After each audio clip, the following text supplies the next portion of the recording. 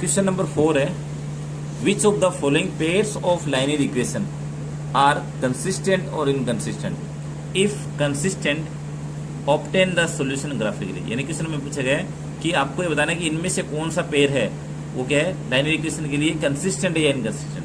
पहले में चेक करना है कि कंसिस्टेंट है या इनकंसिस्टेंट। ये आगे पूछा है कि इफ कंसिस्टेंट, ये करेगी यदि कंसिस्टेंट है, ऑब्टेन द सॉल्यूशन ग्राफिकली, तो हमें क्या करना है ग्राफिकली मेथड से क्या करना है सॉल्यूशन फाइंड आउट करना है। तो ये हमारा क्या है, फर्स्ट क्या है x plus y equal to 5, second है 2x plus 2y equal to 5। ये हमारा फर्स्ट क्वेश्चन है। तो हम क्या करेंगे, पहले यहाँ से a1 a2 b1 b2 c1 c2 इनकी वैल्यू फाइंड आउट करते हैं। तो यहाँ से a1 की वैल्यू क्या होगी, x का कोफिशिएंट कितना है 1, b1 की वैल्यू 1, c1 की वैल्यू, इसको ट्रांसपोज करेंगे इधर, ये आ जाएगा माइनस का 5, तो ये आ गया माइनस का 5। यहाँ से a2 की वैल्यू निकालेंगे, a2 की वैल्यू आएगी 2, b2 की वैल्यू भी क्या होगी 2 होगी, और c2 की वैल्यू क्या होगी -10। ठीक है। अब ये इसके बाद में यहाँ से a1 अपॉन में a2, यदि मैं इन दोनों का रेशियो निकालता हूं तो रेशियो क्या आएगा 1 अपॉन में 2, b1 अपॉन में b2, b1 अपॉन में b2 का जो रेशियो है वो भी कितना आ रहा है 1/2 आ रहा है। ठीक है।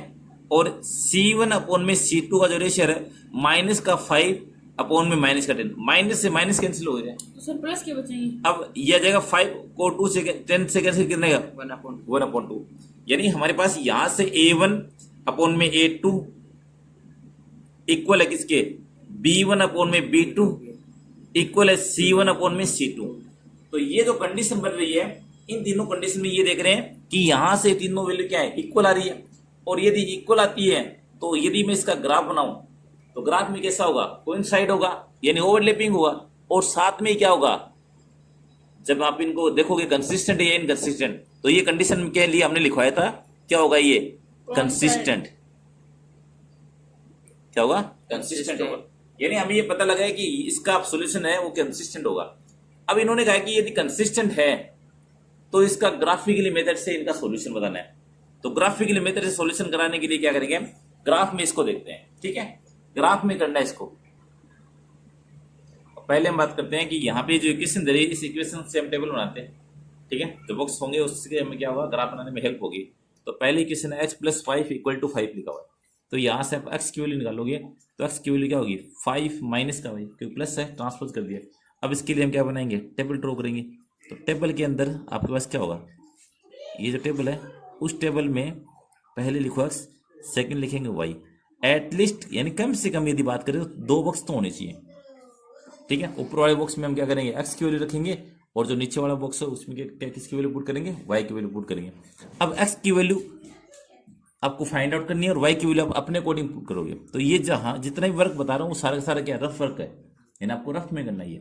तो यहां से पहले मैं y की वैल्यू 0 पुट कर रहा हूँ। आप चाहो 0 1 2 आपके अकॉर्डिंग है, अब आप कितना वैल्यू पुट कर सकते हो। तो मैं यहाँ पे y की वैल्यू 0 पुट कर रहा हूँ पहले। यदि y की वैल्यू 0 पुट करते हो आप, तो यहाँ से x की वैल्यू क्या आएगी 5 माइनस 0। तो 5 माइनस 0 क्या होगा, x की वैल्यू क्या आ जाएगी 5। यदि आपने y की वैल्यू 0 पुट की है तो x की वैल्यू क्या आ जाएगी 5। फिर इसके बाद में नेक्स्ट आप y की वैल्यू 1 पुट कर सकते हो। आप अपने अकॉर्डिंग से कुछ भी पुट कर सकते हो, 1 2 3 जो भी आपको सुटेबल लगे। तो y की वैल्यू आपने 1 पुट की, तो जैसे यहाँ आपने 1 पुट किया तो 5 माइनस 1 कितना हो जाएगा 4।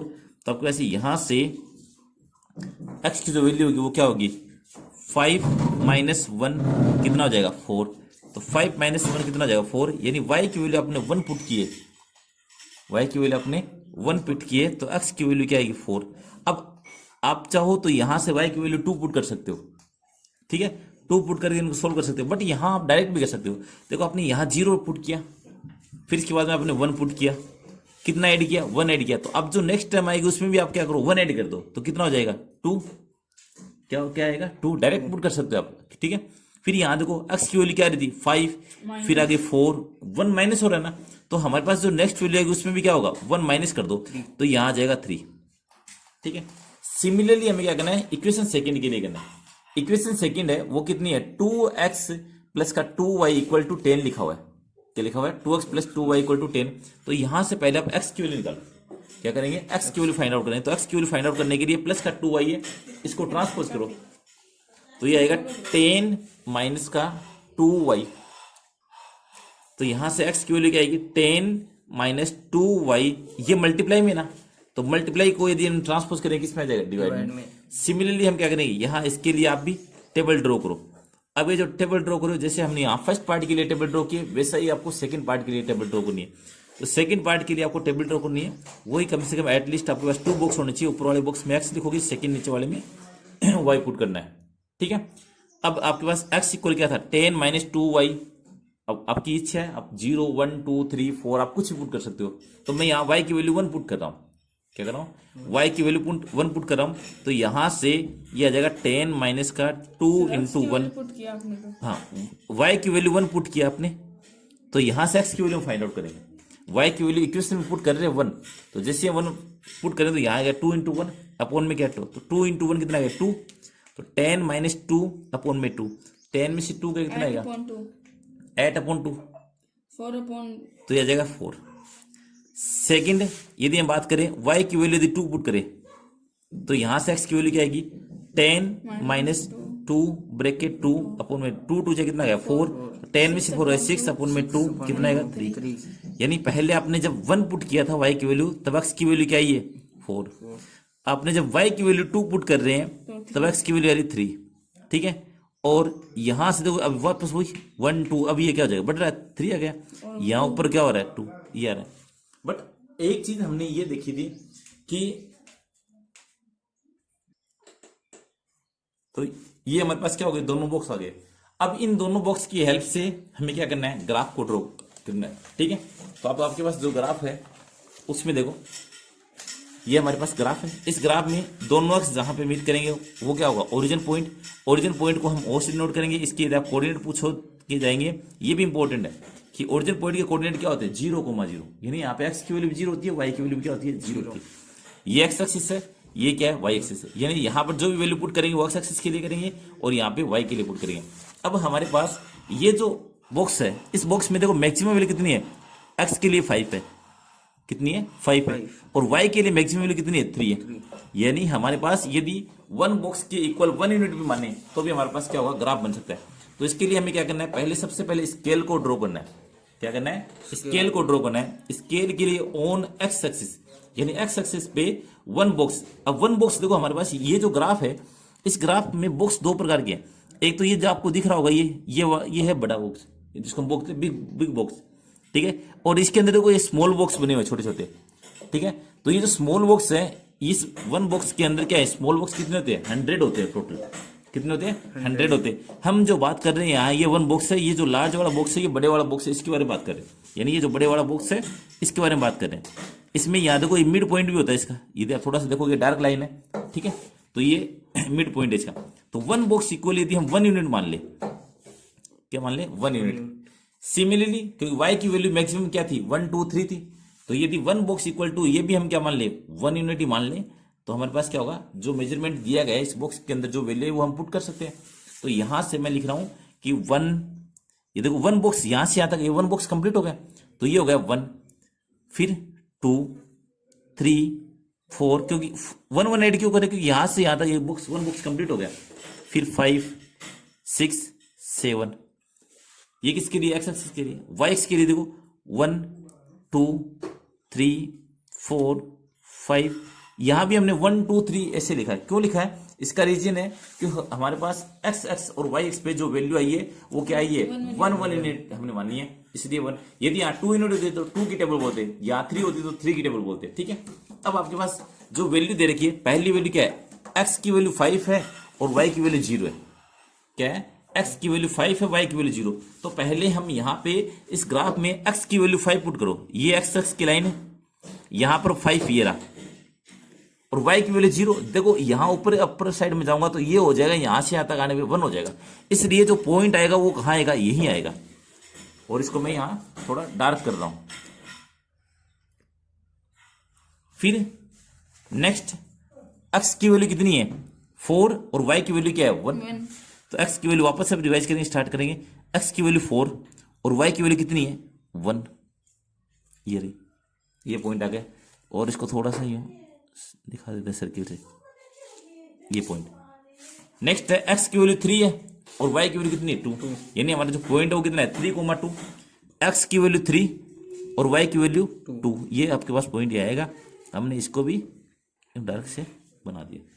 अब हम क्या कर रहे हैं, इसको स्केल से मिला रहे हैं, ठीक है।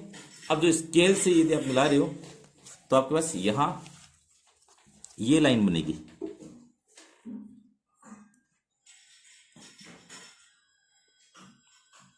ये लाइन बनी, ठीक। अब ये जो लाइन बनी है, इस लाइन के आप ऊपर लिख सकते हो कौन सी इक्वेशन दी है, फर्स्ट वाली इक्वेशन दी, तो आप इस पे लिख दो x plus y equal to 5। अब सेकंड की बात करते हैं। सेकंड में हमारे पास x की वैल्यू 4, y की वैल्यू 1, तो आपके पास जो पॉइंट आएगा वो देखो वापस ये आएगा, x की वैल्यू 4 और y के लिए 1, ये पॉइंट यही आ जाएगा। सेकंड x की वैल्यू 3, y की वैल्यू 2, x की वैल्यू 3 कहाँ, ये रहा, y की वैल्यू 2 ये रही, ये सेम पॉइंट आ गए।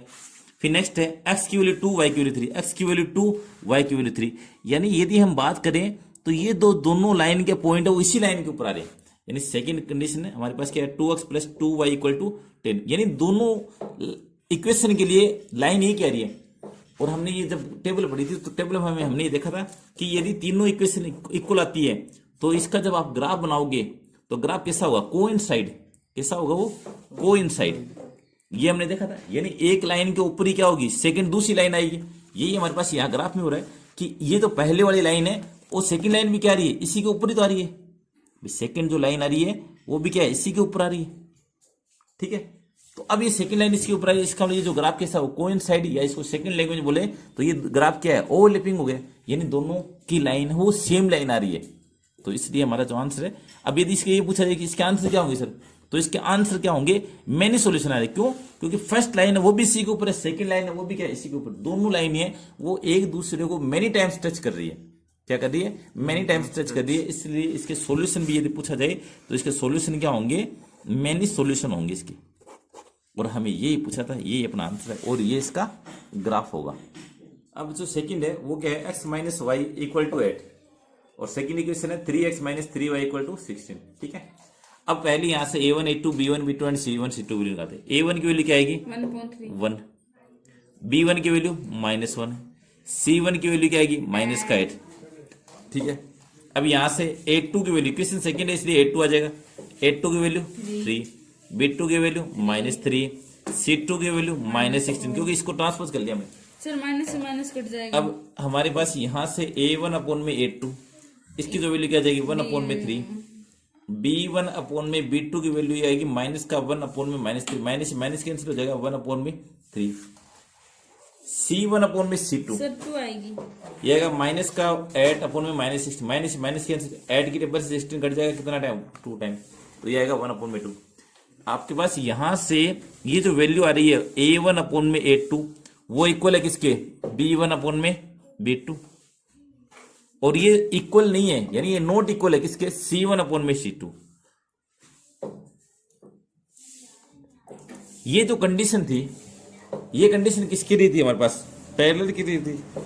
यानी यदि आप इसका ग्राफिकल सॉल्यूशन देखोगे तो ये जो कंडीशन थी वो किसके लिए थी, पैरेलल के लिए। और यदि कंडीशन पैरेलल के लिए होती है तो हमने ये देखा था कि वो जो बनाओगे आप क्या होगा, इनका जो रिलेशन देखोगे कंसिस्टेंट या इनकंसिस्टेंट के लिए, तो इसका जब आप ग्राफ बनाओगे तो पहले यदि कंडीशन देखें तो क्या होगा, इनकंसिस्टेंट, इनकंसिस्टेंट। इंटरसेक्ट कैसे होगा, इंटरसेक्ट तब होता जब a1 अपॉन में a2 यहाँ नॉट इक्वल टू आता है, यानी ये दोनों ही बराबर नहीं होते, तब आता है इंटरसेक्ट। अब इसका हमें, अब ये पैरेलल हो गई, इसलिए हमें क्या करना है, इनका ग्राफ है वो ड्रॉ ही नहीं करना है। क्यों, क्योंकि कंडीशन आ गई इनकंसिस्टेंट, और हमें क्वेश्चन में ये कहा गया था कि इफ दे आर इनकंसिस्टेंट, यदि वो इनकंसिस्टेंट है, हमें कहा गया था सिर्फ कंसिस्टेंट है तभी हम इनका आगे सॉल्यूशन है वो ग्राफिकल मेथड से करना है, अदरवाइज इनको आगे सॉल्यूशन नहीं करना है, ठीक है। तो अब हमें क्या करना है, इसको यहीं तक ही क्या करना है, फिनिश करना है। हम चलते बच्चों आगे। अब ये है इसका थर्ड पार्ट। थर्ड पार्ट में लिखा है 2x plus Y minus 6 equal में 0। सेकेंड है 4x माइनस 2y माइनस का 4 इक्वल में 0। ये आ गई इक्वेशन सेकेंड। तो पहले यहां से a1 a2 b1, a1 की वैल्यू क्या होगी 2, b1 की वैल्यू क्या होगी, y का कोफिशिएंट कितना है 1, तो यहां से y की कोफिशिएंट आ गया 1। c1 की वैल्यू क्या आएगी -6, a2 की वैल्यू क्या आएगी 4, b2 की वैल्यू -2, c2 की वैल्यू -4। अब आपके पास यहां से A1 A2 B1 B2 C1 C2 की वैल्यू फाइंड आउट करनी है। A1 अपॉन A2 की वैल्यू क्या होगी 2/4। यदि हम इसको सोल्व करेंगे क्या आएगा 1/2। यहां से आप देखोगे B1 अपॉन में B2 इसकी वैल्यू आएगी 1 अपॉन में B2 की क्या है -2। तो अब यहां से A1 अपॉन में A2 ये है वो है नॉट इक्वल टू आ रहा है। अब बस यहां से आ गए A1 अपॉन में A2 not equal to B1 upon में B2। ये कंडीशन आ गई हमारे पास। अब ये कंडीशन है तो इसका मतलब यदि आप इसका ग्राफ बनाओगे तो ग्राफ में हमने ये देखा था टेबल के अंदर फर्स्ट कंडीशन बन दी सही है तो है। तो ये बनेगा इंटरसेक्टिंग। इसका ग्राफ कैसा बनेगा इंटरसेक्टिंग का। और ये क्या होगा कंसिस्टेंट होगा। क्या होगा कंसिस्टेंट होगा। और जब भी इसका ग्राफ बनाएंगे तो क्या होगा इंटरसेक्टिंग होगा। अब हमें क्वेश्चन में कहा गया कि यदि कंसिस्टेंट हो तो इसको आगे भी क्या करना है सोल्व करना है। कंसिस्टेंट है तो हम क्या करेंगे इसको आगे सोल्व करेंगे। तो आगे सोल्व करने के लिए आप लिखोगे फ्रॉम इक्वेशन फर्स्ट।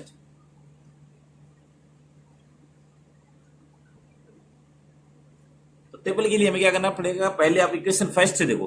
तो इक्वेशन फर्स्ट हमारे पास 2x प्लस का y माइनस का 6 इक्वल टू 0। तो यहां से x की वैल्यू फाइंड आउट करो पहले। तो 2x प्लस का y ये माइनस का 6 है उसको ट्रांसपोज करेंगे क्या हो जाएगा प्लस का 6। ये प्लस का y इसको ट्रांसपोज करेंगे क्या होगा माइनस का।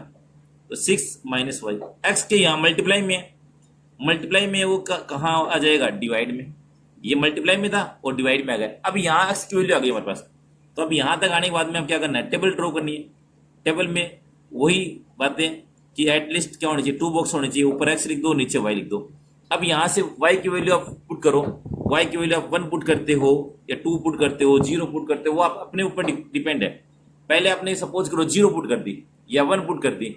तो हम 0 पुट कर रहे हैं यहाँ से पहले क्या पुट कर रहे हैं 0। तो यहाँ से x की जो वैल्यू आएगी वो क्या आएगी 6 माइनस 0 अपॉन में 2। तो 6 में से 0 गए 6 अपॉन में 2। तो यहाँ से y x की वैल्यू आ जाएगी 3। y की वैल्यू आपने 0 पुट की है तो x की वैल्यू होगी 3। ठीक है। अब y की वैल्यू यदि 1 पुट करते हैं ध्यान से देखना एक बार। यदि हम y की वैल्यू यहाँ 1 पुट करते हैं तो 6 माइनस 1 क्या होगा 5 अपॉन में 2। बट आप क्या करोगे यहाँ पर ये जो वैल्यू है इसको आप ऐसे पुट करो ताकि हमारे पास जो नंबर हो फ्रैक्शन फॉर्म में ना आए। ठीक है 5/2 ना आने की बजाय ऐसा कुछ नंबर लाओ ताकि हमारा कंप्लीट नंबर आए कंप्लीट आए इंटीजर आए। तो मैं यहाँ पे 2 रख रहा हूँ y की जगह 2 पुट कर रहा हूँ। तो जैसे आप 2 पुट करोगे तो ये आएगा 6 माइनस 2 4। तो ये यहाँ से आ जाएगा 6 माइनस 2 अपॉन में 2। तो 6 माइनस 2 आ गया 4 अपॉन में 2 कितना गया 2। यानी आपने 2 पुट किया तब कितना आया 2 आया।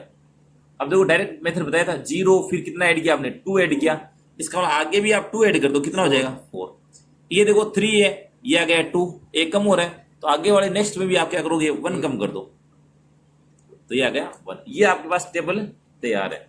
सिमिलरली आप क्या करोगे इक्वेशन सेकंड से। तो इधर आप लिख लो from equation second. Equation second हमारे पास है 4x माइनस का 2y माइनस का 4 इक्वल टू 0। पहले x की वैल्यू फाइंड आउट करो यहाँ से। तो ये माइनस का 2y ये माइनस का है ये इधर आके प्लस का ट्रांसपोज हो गया। ये माइनस का 2y इसको ट्रांसपोज करेंगे ये आ जाएगा प्लस का। तो 4 प्लस का 2y x के मल्टीप्लाई में मल्टीप्लाई वाले को यदि हम डिवाइड में कोफिशिएंट को भेजेंगे तो यहाँ आ जाएगा डिवाइड में 4 से 4 कटा। ठीक है। अब आप क्या करोगे 4 से 4 ऐसे डायरेक्ट आप नहीं काट सकते इनको। ये पूरे टर्म्स है अकेली है। यहाँ पे डिवाइड यदि मल्टीप्लाई में होता तब ये 4 से 4 कैंसिल हो सकता है बट यहाँ नहीं होगा। तो अब हमारे पास यहाँ इसकी टेबल बनाओ।